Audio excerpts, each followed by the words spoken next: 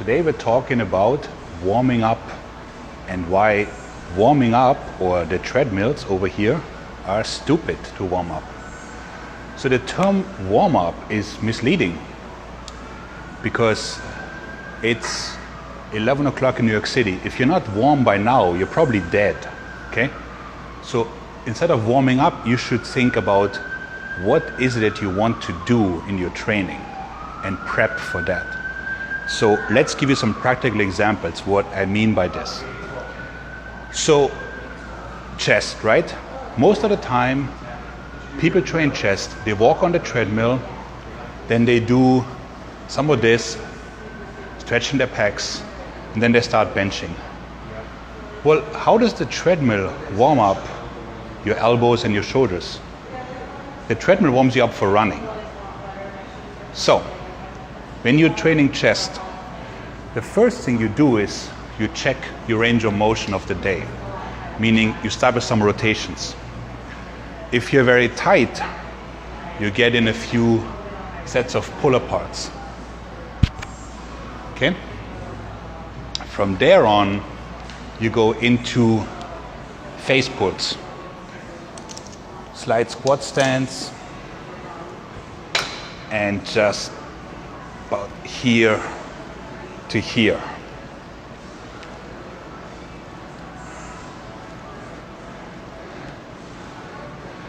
When that is done, you start with the first pec exercise, which is like more of an activation exercise, which would be bringing the arm cross body.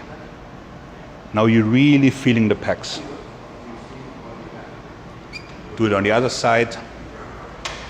From there on, I will go to the pec deck over there or some cable flies and get like another 15 or so in. Then you start pressing. Now, shoulders, same idea. Check your range of motion. Are you ready to train? From there on, I would throw in rear delt flies. Total must.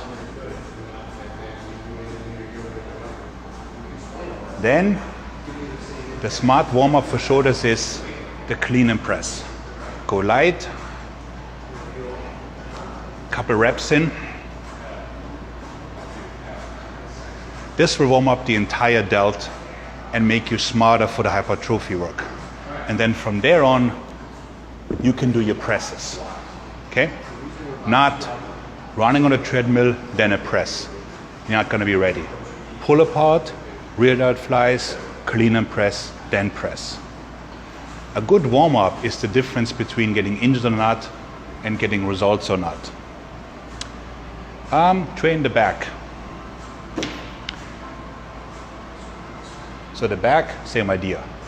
First thing I would do, sort of an activation exercise, where I simply bring the shoulder blades down, really feel my lats, get a good stretch in,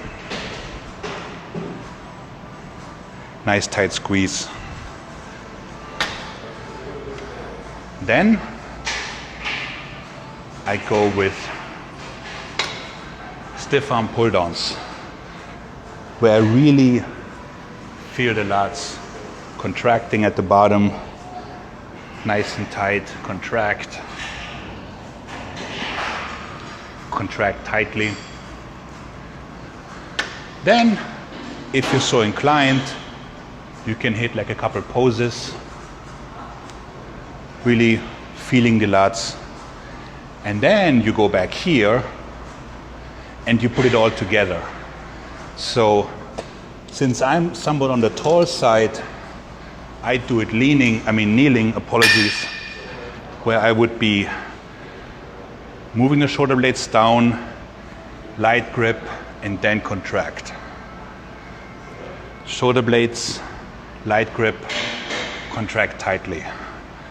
Shoulder blades, light grip, contract. Normally what happens is people come in, they run here, and then they sit down in a lat pull down, let's say, and they do this. You might as well not train. I said this before 1,000 times. The key is to activate muscles, not just to rip around weight. So if you're not activating your back or your shoulders or your chest, you're wasting your time. Legs, we shall do that too.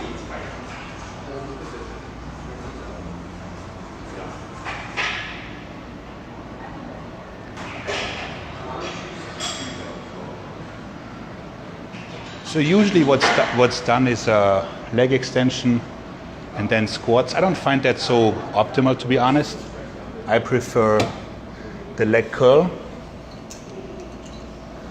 Get the hamstrings warm, get a lot of blood in the knees. Thinking high reps, no failure. So 10, 15.